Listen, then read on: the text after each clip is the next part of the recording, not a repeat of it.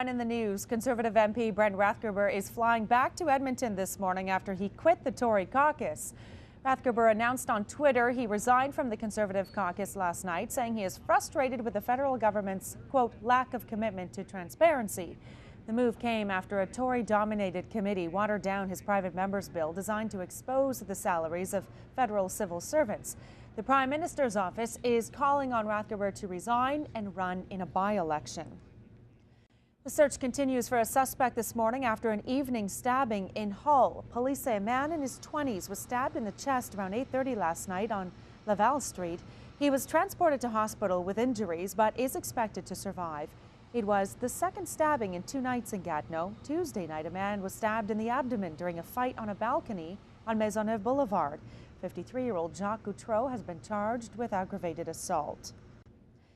Salsa dancing, roller derby, and music will replace the ice at the Rink of Dreams over the summer months. The City of Ottawa has announced free weekly programs and special events for the space in front of City Hall.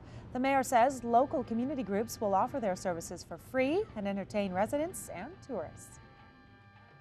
They're providing the training and the dance lessons, everything else for free.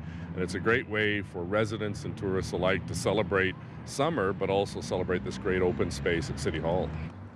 A list of events is available on the City of Ottawa's website, ottawa.ca.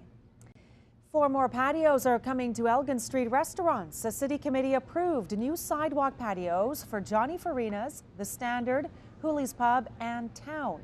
The approval came despite some concerns about crowded sidewalks on Elgin. Each patio can be 1.8 meters in width. The opposition wants the OPP to investigate the destruction of government documents by the Liberal government. The request comes after the Privacy Commissioner ruled senior Liberal staffers broke the law by deleting emails about the cancelled gas plants. In a report, Anne Kavoukian found 2 officials in former Premier Dalton McGuinty's office and the Ministry of Energy deliberately deleted emails on the decision to cancel the plants in Mississauga and Oakville. But there are no penalties for deleting the emails. The Tories want police to determine how widespread the document destruction was and if any of the missing data can be recovered. The inquiry into the fatal collapse of a mall in Elliott Lake will hear from 2 key engineers today who deemed the building structurally sound. Gregory Saunders and Robert Wood of M.R. Wright & Associates say they found nothing seriously untoward when they inspected the building in April of last year. 2 months later, the rooftop garage caved in, killing 2 women.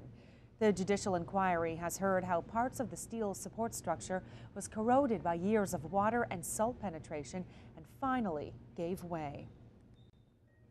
Eastern Canada could get soaked this weekend by the first named storm of the Atlantic hurricane season. Tropical storm Andrea formed yesterday over the Gulf of Mexico and is expected to bring heavy rain and winds to parts of Florida today.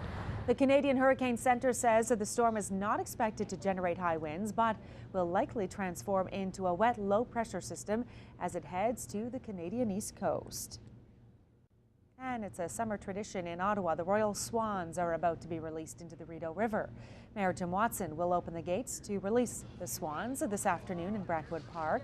Queen Elizabeth gave the City of Ottawa 6 pairs of mute swans in 1967 as part of Canada's 100th birthday celebration.